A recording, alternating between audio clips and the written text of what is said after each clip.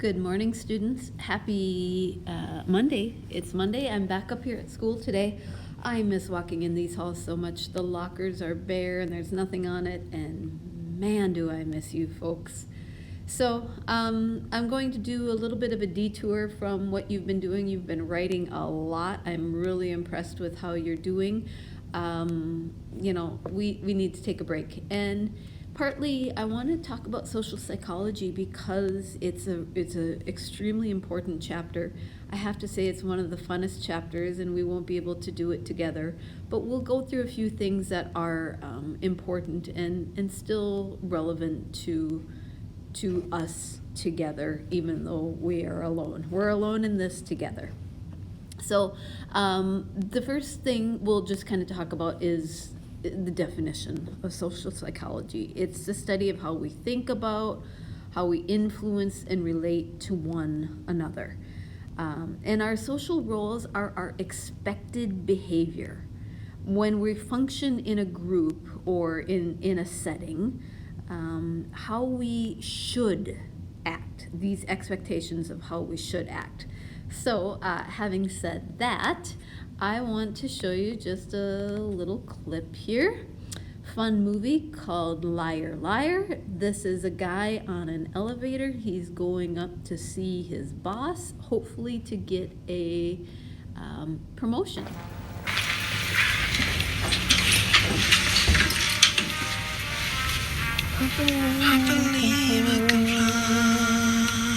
I believe I can touch the sky.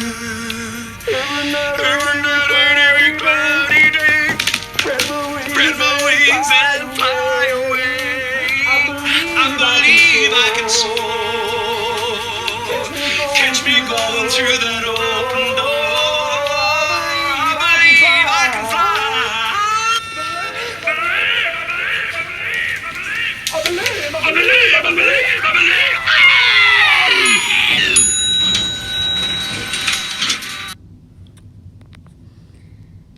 All right, so I just get a chuckle out of that because we adjust our behavior. You know, we act in certain scenarios the way we are expected to act. You probably don't behave exactly the same as you do around your friends that you may say with your grandparents. So I'm not saying that you're faking it, but there are norms, there are expectations of how you should behave. And part of that comes with social conformity. Now, the ASH study is something that is vitally important. And Solomon Asch developed this test, if you will, this experiment, after World War II. Because people started saying, how in the world could German citizens go along with the atrocities of the Holocaust? How could they just let that happen? Because even if they didn't exactly know, even if the regular German citizens didn't exactly know what was happening in the concentration camps, they probably had some sort of idea. And essentially Asch said, we're going to show how that happens, how that works. Now, if you were in class with me, we would do an Asch study, and I would walk down the hall and I would get some students to come into class and be a part of our conformity study.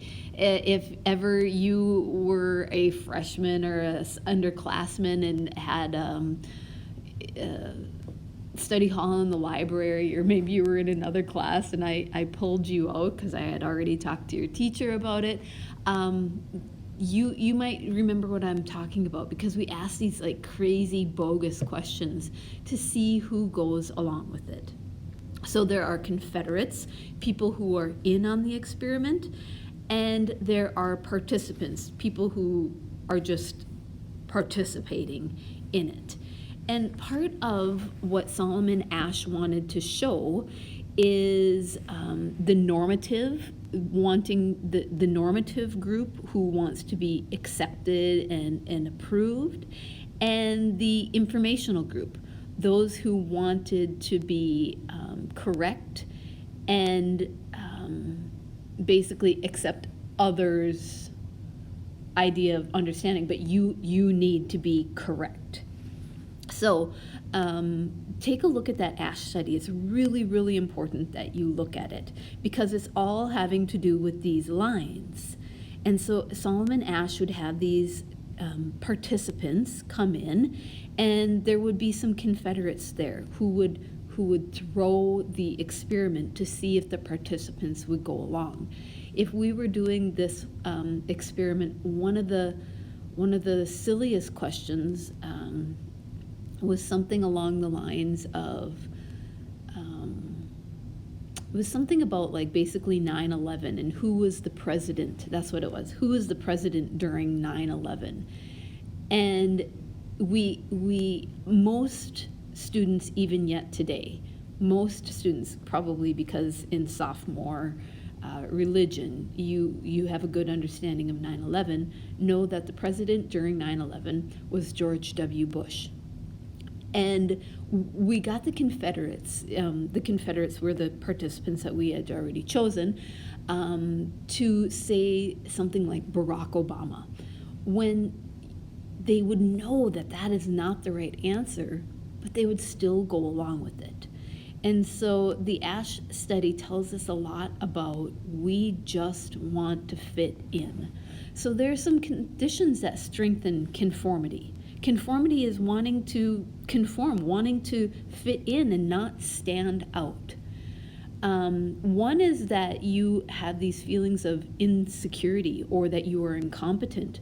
One of the reasons why we chose underclassmen to come in and do our own ASH study or ASH experiment in years past is because an underclassman always feels like upperclassmen know more than they do. They don't want to look silly in front of upperclassmen because upperclassmen are smarter. They're bigger, they're more intelligent, and so you don't want to look like you are not the one who's going along with somebody who really knows their stuff. There needs to be at least 3 people. That strengthens conformity. If there's only 1 or 2, it's kind of easy to deviate away from the group. But if there's 3 or more people and they all agree, it's very hard to be that dissident. It's very hard to be the one who holds out to say, yeah, I don't think that's right. It needs to be unanimous. If there's anybody, let's say in a larger group who, let's say 6 or 7 people, and there's somebody who's not on board with it, that's kind of the bit that a person would need to not go along with the rest of the group. Oh, there's the bell. To not go along with the rest of the group. But if it's unanimous, then again, it's very hard to kind of stick out. If you have admiration of a group status, there again, when we used upperclassmen and you were a freshman coming into a group of, I'll never forget one year, it was Jed Thomas was one of the Confederates. And of course, you know, when we brought these participants in, these underclassmen, we'd already chosen the Confederates in the class, but we then I randomly, if you will, selected them out of the class. Well, it wasn't a random selection, but I remember Jed Thomas being one of the Confederates in one of the years. And at that time, I don't even remember who the student was, but afterward, we kind of asked them some questions, and they said, well, Jed was such a genius. I mean, I of course I'm going to go along with whatever Jed says because Jed's like the smart one. And so if there's admiration of the group, that increases conformity. If there's no prior commitment, and no prior commitment means you have not stood up and kind of said something contrary to that, you're not the expert in that before. For instance, if you were on debate and you were in a competition and you talked about whatever it might be, something that came up, And then this question comes up, and the group is saying, no, it's this, and you know for a fact, because you did a debate on it, you know for a fact that that's wrong. If you've done that, that's going to be hard for you to conform. But if you have not kind of committed to this one stance before, maybe you'll go along with it. Maybe you'll be like, well, that's not such a bad thing. You know, it makes me think of euthanasia, mercy killing. If you're not real familiar with what euthanasia is and you hear it, it seems like, well, yeah, mercy killing, yeah, that I mean, I guess for the person that's okay, right? Until you really start understanding what that's doing. And then you might, write a paper on it or have a morality class on it. And then you realize maybe that's not, no, I can't stand up for that. If this is observable, and this is a big one, conditions that strengthen conformity if it's observable. If you can do this without being known, it's very much easier for you to remain anonymous and be a dissenter. You can go against the group if people don't know it's you. But if people know it's you, you're going to be more likely to conform because you don't want to be that outsider. So if people can observe your comments or your behavior or whatever it might be, it's going to be hard for you to break away from the group. And if your culture encourages basically going along with society's morals, with society's respect for social standards, if your culture is very much a culture that expects conformity, then you're expected to do that. If you are from a very independent-minded culture, I would say to an extent like America, then it's easier for you to stand up and say, no.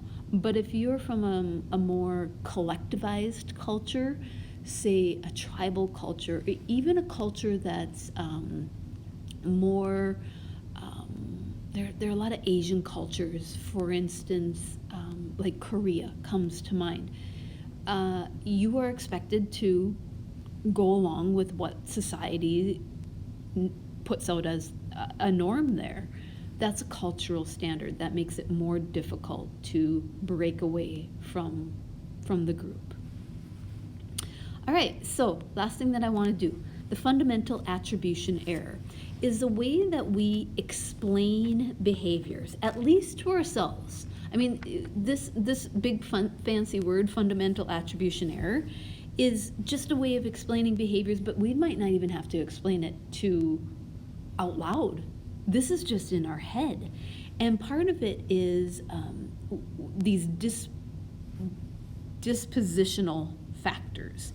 Is often when we influence or we overestimate a person's personality. I guess we overestimate the personality.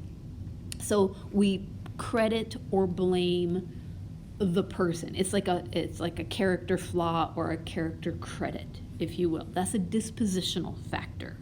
Like we give too much credit or we give too much blame to the person in whatever their behavior might be.